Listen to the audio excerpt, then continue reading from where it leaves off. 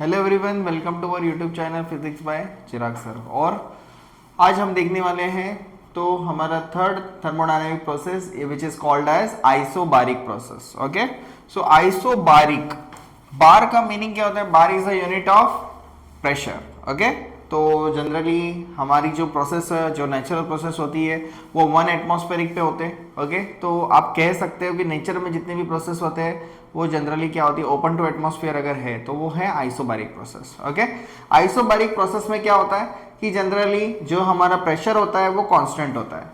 तो यहाँ पे हम लिखेंगे pressure is equals to constant throughout the process. तो चेंज ऑफ प्रेशर क्या बन जाएगा? It will become zero. Pressure change possible नहीं है इसमें। ओके, इसको कहते हैं आइसोबारिक प्रोसेस। तो देखो इसका डेफिनेशन क्या बनेगा? तो generally a process in which the pressure of the system throughout the process will remains constant is called as isobaric process. Okay, so isobaric process में अगर आप देखोगे तो सबसे पहले हमें पीवी डायग्राम एक देख लेते हैं। पीवी डायग्राम कैसे आएगा? सो यहाँ पे होता है P और यहाँ पे होता है V। ऑब्वियसली इसका प्रेशर सेम है तो एक ही प्रेशर आना चाहिए, मतलब स्ट्रेट लाइन यहाँ से आएगा। वॉल्यूम इसका चेंज हो सकता है, ये V1 हो सकता है और ये V2 हो सकता है। यहाँ पे 0,0 इन डिटेल में हम लिखेंगे। This is your 1 and this is your 2। तो देखो आप हॉरिजॉन्टली देखो एक ही लाइन आएगा, मतलब प्रेशर 1 का भी वैल्यू सेम आना चाहिए और प्रोसेस में जो स्टेट 2 है उसका भी वैल्यू सेम आना चाहिए। तो आप देखोगे यहाँ पे P1 is equals to P2। Okay, सबको समझ में आया? इसका जो वर्क डन, इसका जो स्लोप होता है वो स्लोप सबसे ज़्यादा होता है। ठीक है, एग्जाम में एमसीक्यूज में क्वेश्चन आता है, जेई में, नीट में, सीईटी में क्वेश्चन पूछते हैं। ओके, तो सबसे ज़्यादा जो स्लोप है वो किस में था? आइसोकोरिक में। और सबसे कम स्लोप है वो किस में आएगा? आइसोबारिक में आएगा। तो अगर हम क्या करेंगे, अगर ये एरिया फाइंड आउट करेंगे, so we will get what? The work done. क्योंकि area bounded by the curve क्या कहता है? प्रेशर एंड वॉल्यूम का मल्टीप्लिकेशन। और प्रेशर एंड वॉल्यूम को अगर हम मल्टीप्लाई करेंगे तो आपको क्या मिलेगा? Work done. तो वर्क डन में अगर क्या है, प्रेशर तो सेम ही है तो P लिख लेता हूं और ये क्या हो जाएगा? V2, या फिर लिखो VF minus BI। Okay, I hope सबको ये समझ में आ रहा होगा। अभी हम लिखेंगे by applying the first law of thermodynamics कि इसका इम्पैक्ट जो है फर्स्ट लॉ ऑफ थर्मोडायनामिक्स में कैसे होता है। First law of thermodynamics, first law of thermodynamics में हम लिखते हैं Q is equals to U plus W। सो यहाँ पे क्या हो जाएगा, अगर चेंज लाके तो ये भी चेंज आएगा, ये भी चेंज आएगा। तो यहाँ पे अगर चेंज इन वॉल्यूम, अगर चेंज निकालना है तो हमें भी क्या करना पड़ेगा? dW is equals to pressure constant and dV। Okay, so अभी यहाँ पे हम वैल्यूज फाइंड आउट करेंगे कि इसके लिए क्या आएगा, इसके लिए क्या आएगा। तो PdV, सो क्या हो जाएगा? PVF, V सफिक्स F, या फिर V2 लिख देता हूँ। चलो इनिशियल और फाइनली लिख देते हैं। फाइनल और इसको मल्टीप्लाई करूंगा तो क्या आएगा? PV बाय, इसको मैंने मल्टीप्लाई कर दिया। ठीक है, तो आपको पता है by ideal gas equation PV is equals to what? nRT आ जाएगा, बराबर है। वहां पे T किस में होता है? केल्विन में होता है। ओके, सो PVF, तो PVF क्या आएगा? PVF nR T suffix F minus nR T suffix I।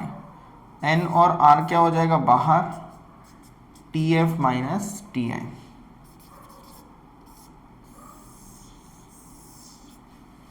Okay, ये प्रोसेस किस में आता है? तो ये जनरली आता है आइसोबारिक प्रोसेस में। Okay, so what is your internal energy? तो DQ के लिए हमें वैल्यू फाइंड आउट करना है।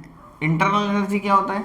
इंटरनल एनर्जी होता है DU is equals to N CV delta T।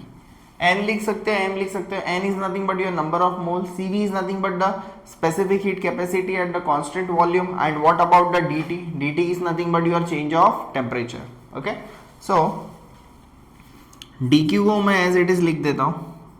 यहाँ पे बनेगा NCV, DT का मतलब हो जाएगा T final minus T initial plus D W की जगह पे ये वैल्यू पुट करेंगे N R T F minus T initial. Okay, अगर आप देखोगे एन कॉमन है और क्या है, ये वैल्यू जो है वो कॉमन है, इसको एक साथ लिख दो एन, इसको हम चेंज लिख सकते हैं। ओके, तो आप चेंज भी लिख सकते हो कि D T, change of, T का मतलब होता है चेंज ऑफ टेम्परेचर। ओके, सो क्या बचा यहाँ पे, ये बचा यहाँ पे सी वी प्लस आर। ओके, क्या बचा, सी वी प्लस आर। और आपको पता है Mayer's relation,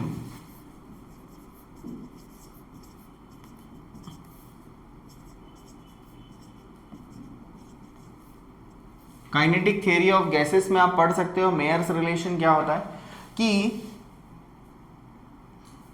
Cp minus Cv is equals to R.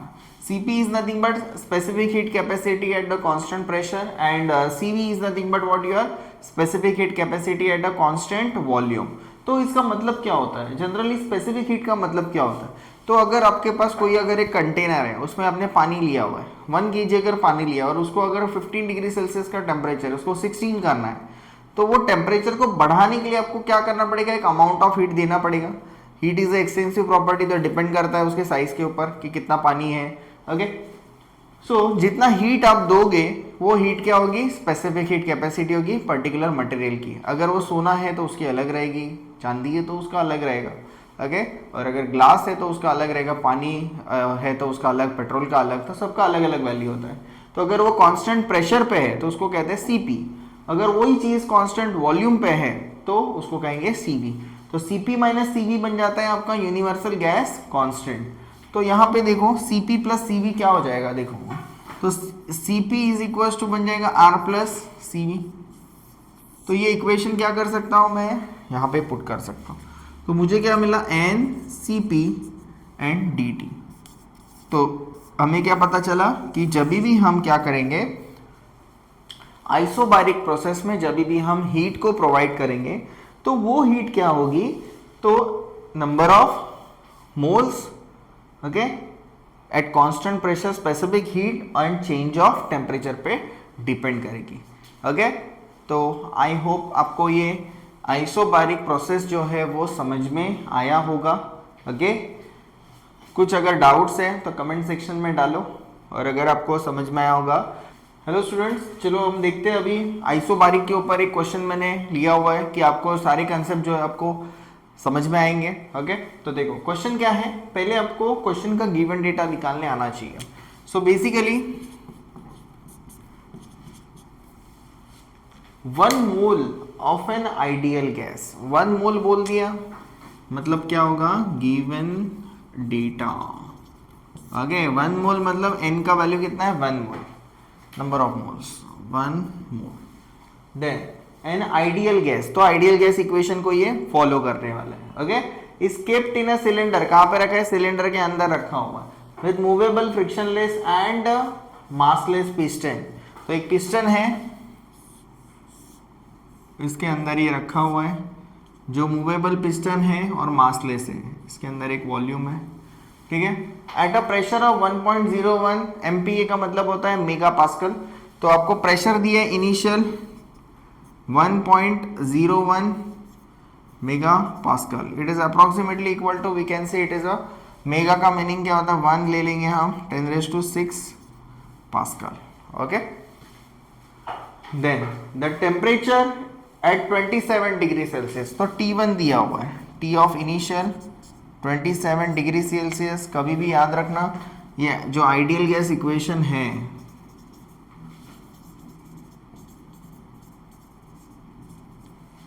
Ideal gas equation के टाइम पे आपको क्या करना है, सो P V is equals to NRT.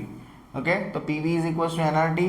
So this temperature will be in degree kelvin, किस में होना चाहिए, डिग्री केल्विन में। तो इसको कन्वर्ट करेंगे हम 273 से केल्विन, एक्चुअली 0.15 भी आता है बट लिख देंगे। ओके, देन यहां तक हो गया। It is then expanded till its volume is doubled, मतलब जो फाइनल वॉल्यूम है उसका V2 वो क्या आएगा, ट्वाइस ऑफ V1।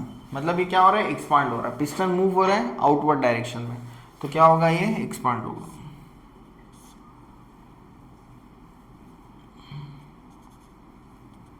ये पोजीशन 1, ये पोजीशन 2, तो ये वॉल्यूम जो है एक्स्ट्रा बढ़ गया। ठीक है, आई होप सबको समझ में आया होगा।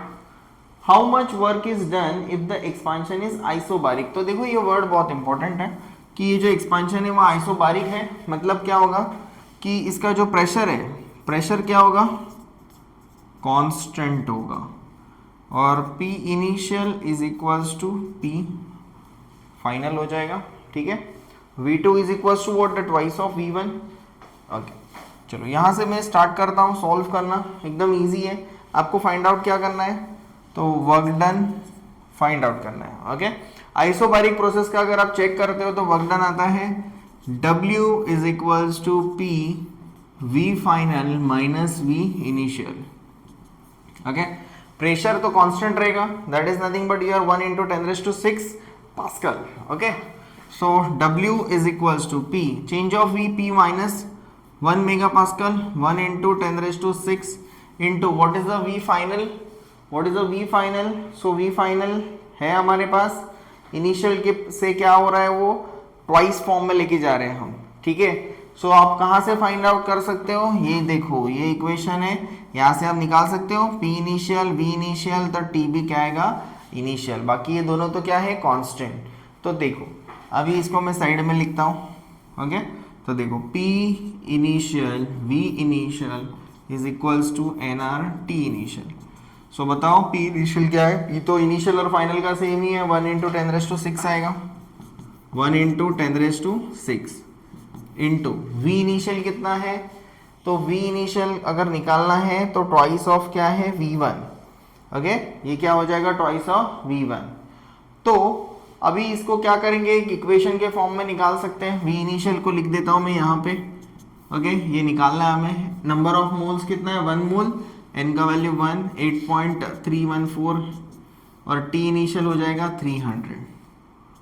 ओके, सो आपका V इनिशियल कितना आएगा, देखो V initial is equals to 8.314 into 300 upon 10⁶। तो ये आप निकाल सकते हो।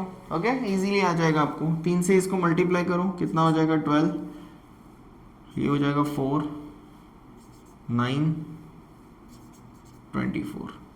ओके, ये 2 0 कट हो जाएंगे तो बचेंगे 4, तो इंटू कितना आएगा, 10⁻⁻⁴,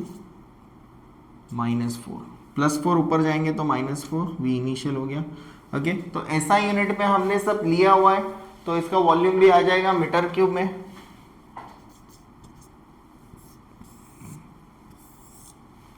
तो आप इसको यहाँ पे आप क्या कर सकते हो, यहाँ पे चेक कर सकते हो। ठीक है, तो यहाँ पे देखो VF कितना है, VF है ट्वाइस ऑफ VI, और ये आएगा VI। तो 2 VI में से 1 VI निकल गया तो एक ही VI बचेगा, बराबर है कि नहीं, देखो ना यहाँ पे लिखा है, बराबर, कहाँ पे लिखा है, कहाँ पे लिखा है, initial V initial is equals to twice of क्या है, डबल है, वहां पे लिखा था ना, ये देखो, ये till its volume will get double, तो हाँ यहाँ पे लिखा है। ठीक है, सो ट्वाइस है तो ट्वाइस ऑफ V1, फाइनल लिख देता, F2 मतलब हो जाएगा F, तो ये आ गया ट्वाइस ऑफ VI, तो मैंने यहाँ पे इसको पुट कर दिया। तो ये क्या हो जाएगा, 10⁶ इंटू ये हो जाएगा V इनिशियल, सो 10⁶ इंटू V इनिशियल कितना है, 24.942 10⁻⁻⁴। तो देखो 24.942 इंटू 10⁻⁻⁴ + 6, तो 6 में से 4 गए तो बचे 2। ओके, तो ये 2 1 और ये 2, तो इसको कैसे लिखेंगे, 2494.2, इसका ऐसा यूनिट होता है joule. So this is your work done. Okay, तो यहाँ पे लिखेंगे हम the work done in this process, in this isobaric process. Last में लिखना बहुत इंपॉर्टेंट होता है, इन दिस आइसोबारिक एक्सपांशन देखो प्रोसेस कितना डिफिकल्ट है, आइसोबारिक एक्सपांशन अगर आप देखोगे तो आपको प्रेशर सेम रखना है और पिस्टन को धीरे धीरे मूव करना है, मतलब वॉल्यूम बढ़ाना है, एक्सपांशन मतलब वॉल्यूम बढ़ाना है, बट क्या करना है उसको, तो प्रेशर को मेंटेन रखना है, तो डिफिकल्ट होता है प्रेशर को मेंटेन रखना। Okay, so generally isobaric process मैंने बताया था कि नेचुरल प्रोसेस होते हैं, तो हमारा जो एटमॉस्फेरिक प्रेशर है that is also nothing but 1.01325 bar, okay, जो मेंटेन होता है, हम वैल्यू को मेंटेन कंसिडर करते हैं। तो इसमें जितने भी वॉल्यूम के एक्सपांशन होंगे तो वो एक्सपांशन किस में आएंगे, आइसोबारिक एक्सपांशन में आएंगे। Okay, so in this isobaric expansion work done is 2494.2 joule. Okay, I hope आपको ये न्यूमेरिकल समझ में आया होगा, आइसोबारिक प्रोसेस अच्छे से समझ में आई होगी। ओके, अगर समझ में आया है तो वीडियो को लाइक करो, चैनल को सब्सक्राइब करो और बेल आइकन को प्रेस करो। ऐसे ही इन डिटेल विथ प्रोसेस और उसके बाद न्यूमेरिकल्स और with in the detail explanations हम वीडियोस लेके आएंगे। Thank you.